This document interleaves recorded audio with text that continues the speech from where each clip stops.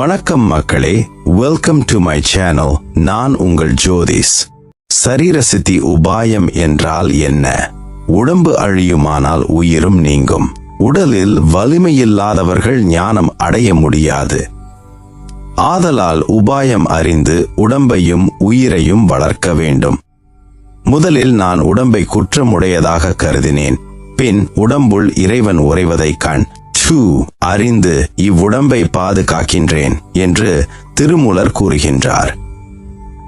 இடகலை பிங்கலைகளின் வழியாக பிராணவாயுவை மாறி மாறி உள்ளிழுத்து வெளிவிட நாடி சுத்தியாகும். பின் சுத்தமான அப்பிராணவாயுவை உடலில் உள்ள 70,000 நாடிகளிலும் பரவச் செய்தால் இருந்த நிலையிலிருந்தே எல்லாவற்றையும் உணரலாம். யோகத்தை அந்தி காலத்தில் செய்தால் கபநோயும், மத்தியானம் செய்தால் வாதலையும், விடியற்காலம் செய்தால் பித்த நோயும் நீங்கும். அன்றியும் நரை திரைவாரா. குண்டலினியை பிராணனோடு தொங்கி விழா மற்படிக்கு நட்டமாக இருந்து நடுநாடியில் நிலைத்திருக்கச் செய்தால் மரணமில்லை. 166 மாத்திரை இடகலை பிங்கலைகளின் வழியாக இயங்கும் பிராணவாயுவை தடுத்து நடு. நாடி வழியாக அந்த 166 மாத்திரை இயங்கும்படி செய்தால் ஆயுள் நீடிக்கும். பிராணாயாமத்தால் நாதம் கேட்கலாம், திருக்கூத்து தரிசனமும் காணலாம்.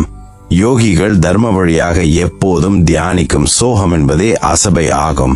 பிராணனையும் அபானனையும் பிரமரந்திரத்தில் எழுப்பும் யோகியே சிவனாக விளங்குவான்.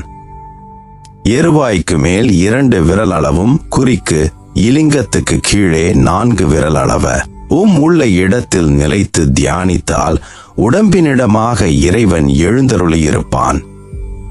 இது உயர்ந்த அசபா உபதேசமாகும். பிரமரந்திரமாகிய சந்திர மண்டலத்தில் தியானத்தால் கலந்திருப்பவர்கள் என்றும் இளமையாகவே இருப்பார்கள். புணர்ச்சி குறையுமானால் சரீரத்திற்கு அழிவு இல்லை. உணவு சுருக்கத்தால் உடல் சுருங்கு மானால் நீண்ட காலம் வாழ்வதோடு பலவகை பயன்களையும் பெறலாம், சிவனுமாக ஆகலாம். குண்டலினி சக்தியை எழுப்பி சுழுமுனை வழியாக அடிக்கடி செலுத்தினால் பெண்களும் பார்த்து விரும்பும்படியான பொன் போன்றதான தேகம் உண்டாகும்.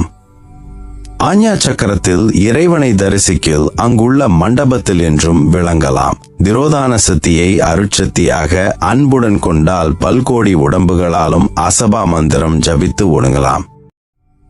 அருட்பெருஞ்சோதி, அருட்பெருஞ்சோதி, தனி பெரும் கருணை அருட்பெருஞ்சோதி.